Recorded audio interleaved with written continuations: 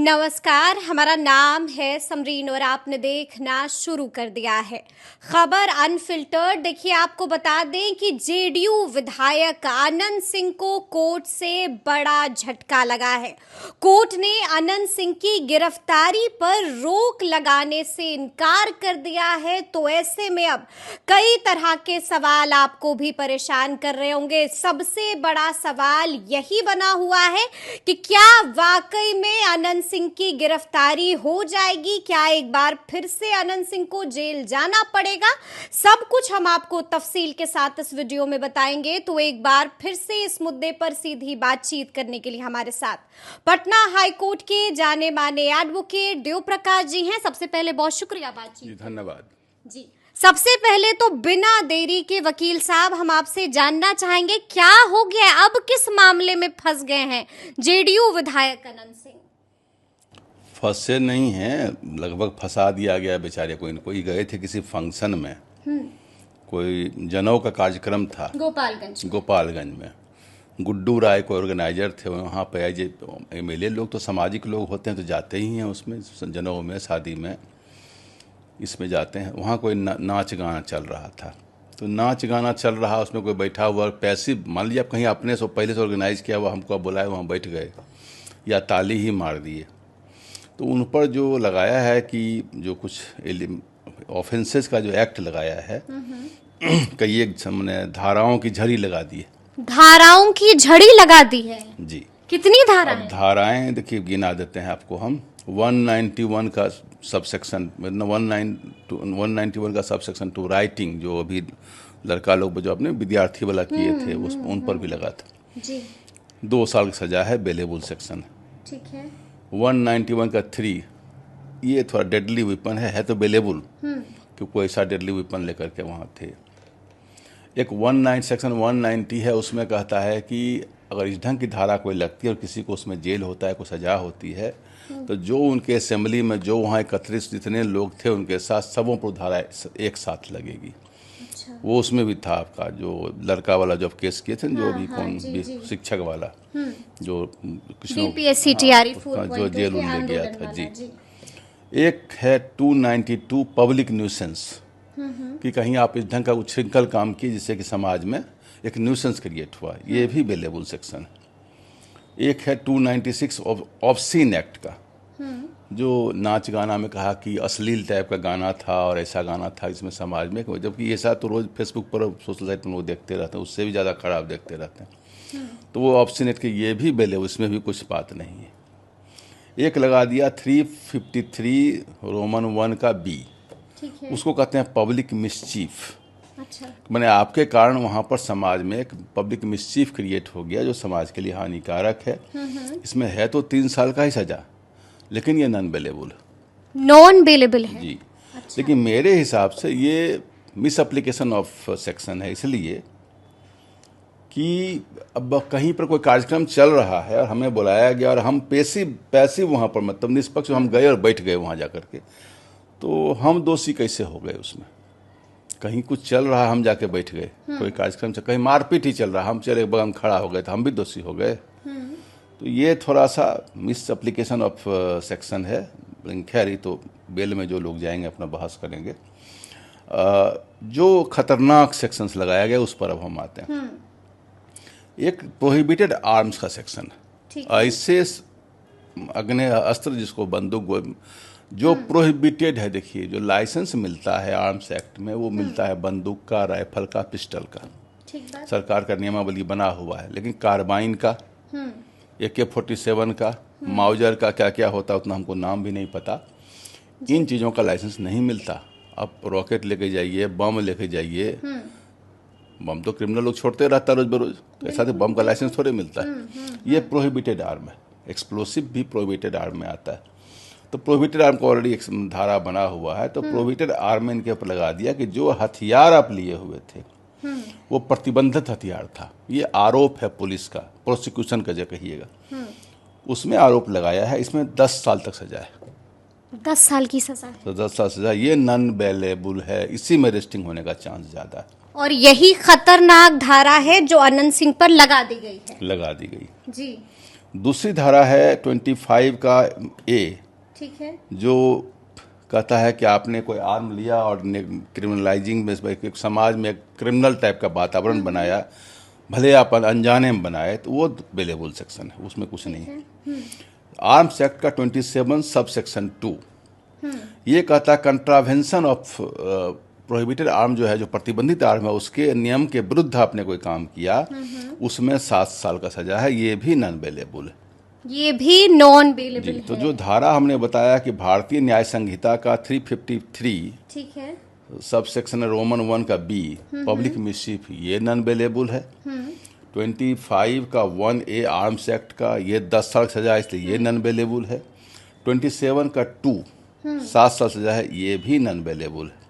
बाकी जो 30 लगाया गया कंट्रावेंशन कंडीशंस ऑफ लाइसेंस, ये सब 6 महीना वाला बात है। एक सेक्शन होता है जो नहीं लगाया, 35 है, जैसे 190 है, उसी ढंग से है कि अगर इस ढंग का कोई आर्म लेकर कोई आदमी नाच रहा है, गा रहा है कार्यक्रम, जैसे वो कौन गाना था पद्मावती में, कौन जो गाना पता नहीं हमको याद, थोड़ा देखे थे, उस ढंग की एक्टिविटी अगर आप करते हैं आर्म लेकर के, मैंने कहीं वीडियो देखा था कि आर्म लेकर के आप नाच रहे हैं, तो उससे तो आम सामाजिक लोगों पर तो एक खराब असर पड़ता है, भय का वातावरण क्रिएट होता है। तो वो सेक्शन लगाया है, लेकिन वो सब सेक्शन में कोई दम नहीं है, वो नहीं चलेगा। एक 67 इंफॉर्मेशन टेक्नोलॉजी एक्ट है, IT एक्ट का धारा है, उसमें कहता है कि आप फोटोग्राफी भी किए, वीडियोग्राफी भी की, और आपने चला भी दिया इसको, या आप लोग को भी बता देते हैं, कोई ऑब्ससीन एक्ट और इस ढंग के एक्ट को आप लोग भी मत चलाया करिए। बिल्कुल जी। तो वो नियम के विरुद्ध है, सेक्शन 67 IT एक्ट के विरुद्ध है, तो वो आप नहीं चला सकते, उस समाज पर खराब जो भी चलाते लोग रहते हैं, वो गलत चीज़ है। अब ये बातें पुलिस ने भी वीडियो को कैद कर रखा है, उसको पेन ड्राइव में ले रखा है, पुलिस के पास पेन ड्राइव में सारे सबूत हैं, सारे सुरक्षित हैं जी। इसमें इन्होंने जो नामजद अभियुक्त बनाया है, वो जो आयोजक हैं गुड्डू राय उर्फ अमरीश राय, ठीक है, उत्सव राय, प्रियांशु कुमार, टिशु राय, गौरव कुमार राय, टिकोरी राय, सुनील यादव, गुंजन सिंह और अनंत सिंह साहब का भी नाम, माननीय इनका भी नाम है। देखिए बाकी तो जनरल लोग हैं। अब एक बात आपको हम निष्पक्ष होकर इससे हट के हम बात कर रहे हैं, समाज में उनकी बड़ी प्रतिष्ठा है, लोगों के बीच में लोकप्रिय है, लोग जो हम लोगों के पास भी ये कहते हैं कि लोग का बड़ा काम करते हैं, बहुत मदद करते हैं जी। अब उम्र भी उनकी हो गई, ऐसा नहीं 30-32 का लड़का है, तो कह दिया है कि चुनाव भी नहीं लड़ेंगे, अलग बात है, लेकिन समाज में लोकप्रिय है, मानक व्यक्ति हैं, जी जी। माननीय हैं। माननीय केवल विधायक, सांसद और हाईकोर्ट और सुप्रीम कोर्ट जस्टिस को कहा जाता है, ऑफिसर्स कोई माननीय नहीं है, हम लोग भी माननीय नहीं। तो माननीय का मतलब, उसको पहले समाज में संस्कृत में का श्लोक है महाजन। महाजन मतलब वो नहीं जो पैसा सूद पर लगाता है, महाजन मतलब माननीय, समाज के वरेण्य लोग हैं, श्रेष्ठ लोग हैं। तो एक बड़ा सुंदर संस्कृत का एक श्लोक है, महाजनो जैन गतः स पंथा, महाजनो जैन गतः स पंथा। महाजन जिस रास्ते चलें, जैसा जीवन जिएं, जिस ढंग का जीवन बर्ताव करें, वही पथ बन जाता है, वही रास्ता बन जाता है आम लोगों के लिए। बिल्कुल। तो अगर मान लीजिए कि हम पैर उठा के कुर्सी पर बैठे, हम लुंगी पहन के बैठ जाएं अपने चैम्बर में, बिल्कुल जी, या हम जस्टिस बाल बिखरा करके और बैठे, तो हम लोगों के कोर्ट में न किसी जस्टिस को आप देखिएगा तरीके से सबका ड्रेस यूनिफॉर्म बना हुआ है, ये भी नहीं किसी को जुट्टी बांध करके जो आजकल चला है शाहरुख खान वाला, बहुत लड़कार को देखते हैं, तो वो सब भी अलाउड नहीं है। नियमतः जस्टिस इंदु मल्होत्रा ने एक बार कहा था कि एडवोकेट्स को घर के चैम्बर में भी, जहाँ लोग उनसे मिलने आते हैं, और हम लोग इस बात का ध्यान कई बार आप आए हैं घर के चैम्बर में भी, वहाँ के ड्रेस का भी ख्याल रखते हैं, क्योंकि आप समाज के पढ़े लिखे लोग हैं, लोग आपसे गांव से घर से लोग मिलने आते हैं, मुतासिर होते हैं, और आप मिसाल आपको देखते हैं तो वो सीखते हैं। अगर आप उच्छृंखल वातावरण का उस ढंग का रहन सहन करेंगे तो आपको देखा देखी बाकी लोग भी करेगा। ऐसा नहीं कि पहले लोग कम पढ़े लिखे लोग MLA MP नहीं होते थे, कामराज तो बहुत कम तीसरा पास थे, या और बहुत लोग बहुत कम पढ़े लिखे लोग MLA होते थे, लेकिन उनकी भाषा कितना, हमारा तो जो अपनी भाषा जो हम लोगों का है, जो गांव घर में बोला, इतना मीठा, इतनी मीठी भाषा है, इतना विनयपूर्ण भाषा है कि बोलेगा तो लगेगा बैठ ही जाए 2 मिनट वहाँ पर जाकर। तो आजकल एक फैशन चल गया, कुछ तीखा बोल दो, उटा पटंग बोल दो, अटपटा बोल दो, और वायरल हो जाओ, लोग वायरल हो जाओ, ये अच्छी चीज़ नहीं है। समाज में इससे गलत प्रथा फैलेगी और अल्टीमेटली समाज का बुरा होगा। समाज चलता है सोच से, समझ से। एक आदमी समाज में गलत काम करके आगे बढ़ जाता है तो पूरा समाज, एक समय जो लालू जी के समय चल रहा था और क्रिमिनल्स बढ़ गया था, तो हम लोगों को लोग कहता था गांव घर में कि आप लोग पढ़ लिख के क्या किए, देखिए फलना तुरंत में स्कॉर्पियो गाड़ी लेके चल रहा है। तो ऐसे लोगों को रोकना पड़ेगा। जो लोग मेहनत से, उद्यम से, उससे आगे बढ़ते हैं, उससे समाज में एक अच्छी चीज, अच्छा वातावरण क्रिएट होता है। जो लोग गलत काम से, लेकिन बाकी काम जो अनंत सिंह साहब का है, माननीय का, इनका सब काम अच्छा है। ये तो सब लोगों को भला करते हैं, लोगों को मदद करते हैं। हमने यहाँ भी सुना, यहाँ तक सुना है कि जो लोग जाते हैं गांव के लोग मिलने के लिए, सबके लिए सुनते हैं खाना, भात दाल चोखा बनता रहता है और सबको खिलाते हैं, इरेस्पेक्टिव ऑफ पर्सन, कौन उनका वोटर है कौन नहीं वोटर है। जब सब कुछ अच्छा है, थोड़ा और अच्छा कर लें। काहे के लिए सब बात बेमतलब की बात, जो काहे के चक्कर में पड़ जाते हैं। नहीं, हमने कुछ दिन पहले उनसे इंटरव्यू किया था वकील साहब, उन्होंने कहा फंसाया जा रहा है। एकदम, तो मैंने भी कहा फंसाया जा रहा है जी। अब बता देते हैं उनके फेवर की बात। बिल्कुल। देखिए, जो हमको कानूनी ज्ञान है, इसमें अग्रिम जमानत की संभावना कम है। अग्रिम जमानत की संभावना कम है, तो क्या जेल जाना पड़ेगा आनंद सिंह को? नीचे वाला जो कोर्ट है वो तो नहीं ही देगा। अब हाई कोर्ट में समर वेकेशन का कोर्ट अभी चल रहा है, ग्रीष्मावकाश का कोर्ट चलेगा। आज से हाई कोर्ट बंद हो गया रेगुलर। अब 4-5 को बेंच चलेगा, उसमें छुट्टी का बेंच। उसमें उनका भाग्य ठीक रहा तो एक आध कोई जज बहुत दरिया दिल निकले तो इनसे अग्रिम जमानत दे सकते हैं। संभावना छीन है। जो सेक्शन धारा लगा है, अग्रिम जमानत की संभावना छीन है। ठीक है।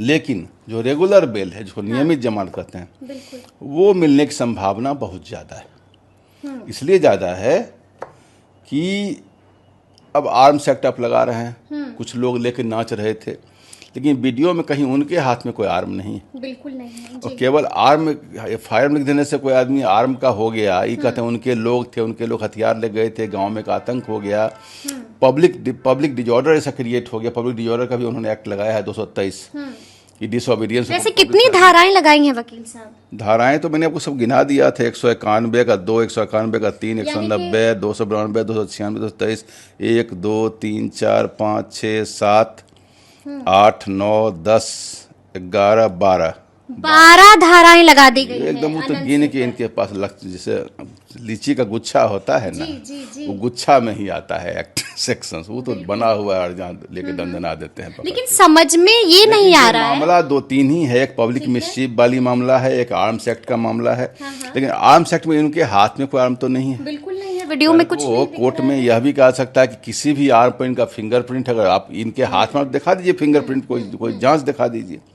कहीं भी कुछ है कि इनके हाथ में उन्होंने अपने हाथ से फायर किया हो।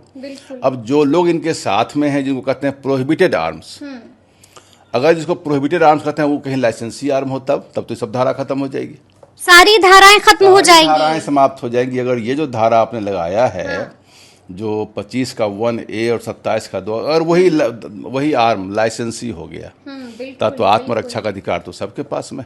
कोई आदमी चलेगा, उसको खतरा रहता है 10 आदमी से, उसकी जान का खतरा है, तो अपना रक्षा तो कोई आदमी करेगा ना। जो आपने धारा लगाया है प्रतिबंधित आर्म का, तो आर्म्स एक्ट का सेक्शन 2(1) का सब सेक्शन 3 वो कहता है कि सेक्शन 2(3) नहीं, सेक्शन 1 उसमें कहता है कि अगर जो प्रोहिबिटेड आर्म जो है, अगर उसको किसी ने दिखा दिया कि प्रोहिबिटेड आर्म नहीं, हमारा लाइसेंसी आर्म है, तब तो मामला गया काम से, तब तो दोनों धाराएं धराशाही हो जाएगी, कोलैप्स कर जाएगा।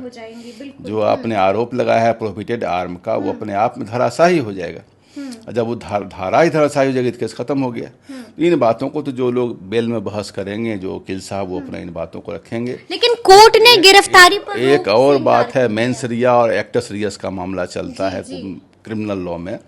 मेंस रिया कहते हैं कि जिसको स्टेट ऑफ माइंड, हम कोई क्राइम करने जा रहे हैं, वहाँ कोई क्राइम, वहाँ तो आयोजन चल रहा था, जनों का वातावरण था, लोग नाच गान खुशी के माहौल में थे, तो मेंस रिया और एक्टस रियस कहते हैं कि ऐसा कोई प्रिपरेशन क्राइम जिसके माइंड में क्राइम सोच के ही गए हैं, उसको कहते हैं ना मेंस रिया है, ना एक्टस रियस है, ना उनके हाथ में आर्म है।